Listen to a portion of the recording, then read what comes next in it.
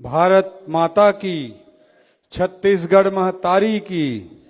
आज हमारे बीच उपस्थित प्रदेश के को नेतृत्व प्रदान करने वाले और एक सामान्य परिवार से उठकर आज इस नेतृत्व के मुकाम के माध्यम से छत्तीसगढ़ के भविष्य को एक नई दिशा और नई ऊंचाई प्रदान करने वाले हमारे सम्माननीय मुख्यमंत्री आदरणीय श्री विष्णुदेव साय जी, हमारे बीच उपस्थित देश के ख्याति लब्ध बुद्धिजीवी आदरणीय के.जी. सुरेश जी, आदरणीय बड़े भैया और रायपुर उत्तर के विधायक आदरणीय पुरंदर मिश्रा जी, आदरणीय भैया हमारे सुनील जी, और सबसे महत्वपूर्ण हमारे साथी मोहन जी और उनकी पूरी टीम जिसने इतना शानदार कार्यक्रम आयोजित किया है, उसके लिए मैं पूरे प्रेस क्लब को बहुत बहुत बधाई और शुभकामना देना चाहता हूं। इस अवसर पर उपस्थित हमारे सभी गणमान्य पत्रकारगण को मैं वंदन अभिनंदन करता हूं, उनको नमन करता हूं। सभी हमारे युवा पत्रकारों को विशेष रूप से अभिनंदन करता हूं। और आज मैं जब इस कार्यक्रम के लिए आया तो मुझे भी इतना फिलहाल याद नहीं था कि पत्रकारिता के भारत के इतिहास के 200 वर्ष पूरे हो रहे हैं।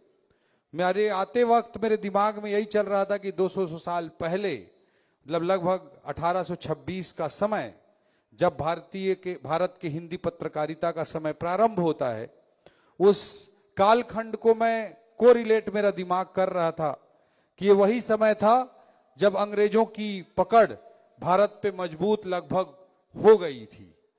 और हम सब जानते हैं कि अंग्रेजों ने भारत को किस तरह से राज किया।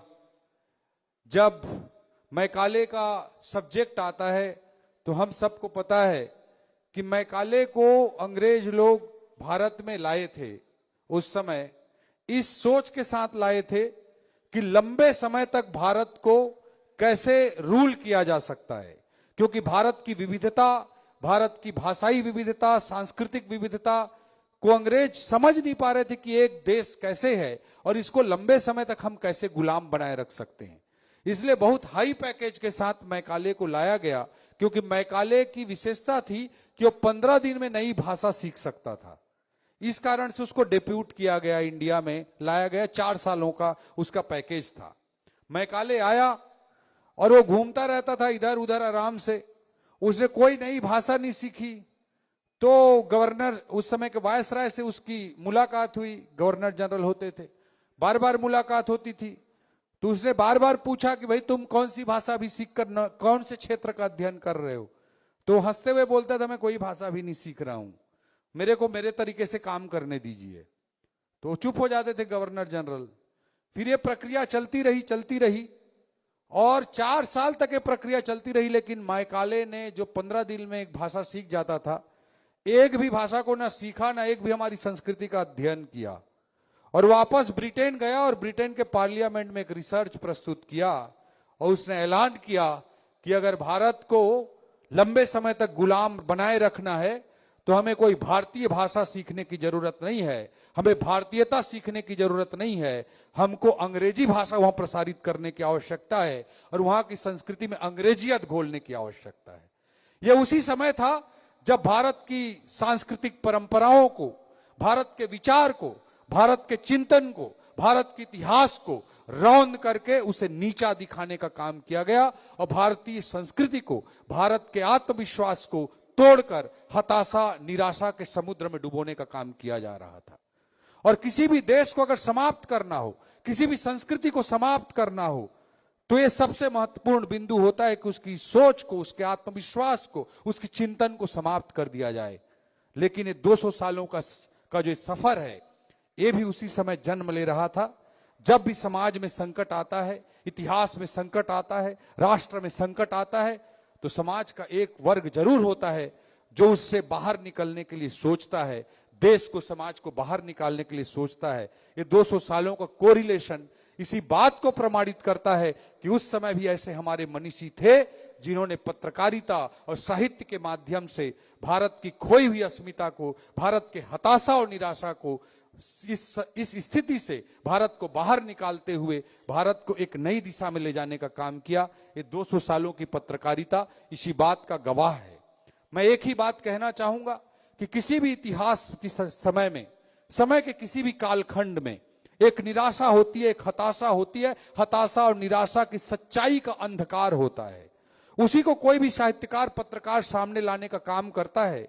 जब महाप्राण निराला लिखते हैं राम की शक्ति पूजा में कि है अमानिसा उगलता गगन घन अंधकार, एक ऐसे अंधकार की परिकल्पना करते हैं, अमावस की काली रात जैसे अंधकार का वमन कर रहा हो, अंधकार की उल्टी कर रहा हो। ऐसे अपने समय के अंधकार को, जब देश आजादी की लड़ाई लड़ रहा था, उस समय के अंधकार को उद्धृत करते हैं। ये किसी भी साहित्यकार का, पत्रकार का धर्म होता है कि अपने समय के अंधकार को सामने लाने का काम करे, लेकिन साथ ही साथ उस अंधकार के बीच में वो उजाले की भी परिकल्पना करता है। इसीलिए महाप्राण कवि निराला जब ये लिखते हैं कि है अमानिसा उगलता गगन घन अंधकार, उसके आगे है जलती मसाल। उस अमावस की काली रात में भी वो जलती मसाल की परिकल्पना भी करते हैं। एक साहित्यकार का, एक पत्रकार का यह भी धर्म होता है कि वो अपने समय की सच्चाई के अंधकार को पहचानने के बाद भी मसाल की भी पहचान करे और देश समाज को एक नई दिशा देने का काम करे।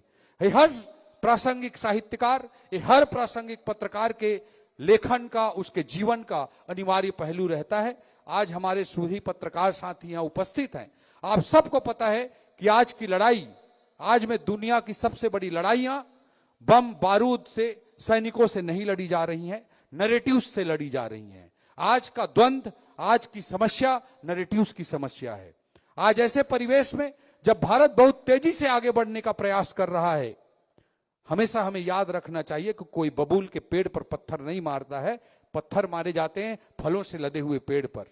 भारत की जो सच्चाई थी पहले बबूल पेड़ की तरह थी, इसलिए कोई पत्थर नहीं मारता था। आज जिस तेजी से भारत आगे बढ़ रहा है, ये फलों से लदा हुआ आम का पेड़ है, इसलिए पूरी दुनिया आज इस पर पत्थर मारने का काम कर रही है। और भारत के सामने विभिन्न चुनौतियों के बीच सबसे बड़ी चुनौती आज नैरेटिव्स की चुनौती है।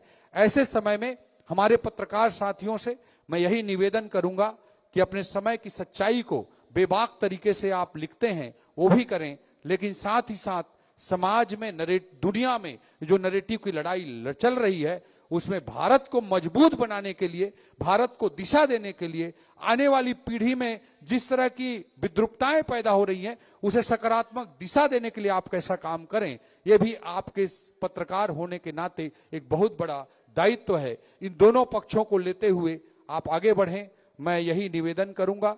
आज समय की मर्यादा है, मैं अपनी बात को यहीं पे समाप्त करना चाहता हूं। आदरणीय मुख्यमंत्री जी के नेतृत्व में, उनके मार्गदर्शन में पहली बार सरकार के बजट से प्रेस क्लब के लिए पिछले वर्ष 1 करोड़ रुपए की व्यवस्था की गई।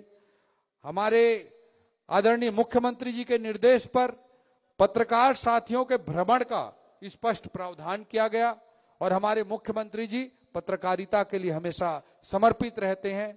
वो हमेशा लोकतंत्र के चौथे स्तंभ के रूप में पत्रकार साथियों को, पत्रकारिता को देखते हैं और आपके प्रति सहृदयता और उनकी संवेदनशीलता हम सब जानते हैं। ऐसे आदरणीय मुख्यमंत्री जी को मैं आज आपके इस मंच के माध्यम से धन्यवाद भी देना चाहूंगा और इस तरह के कार्यक्रम आप लोग प्रदेश में और भी आयोजित करते रहें, इस उम्मीद के साथ, इस अपील के साथ मैं अपनी बात को समाप्त करता हूं।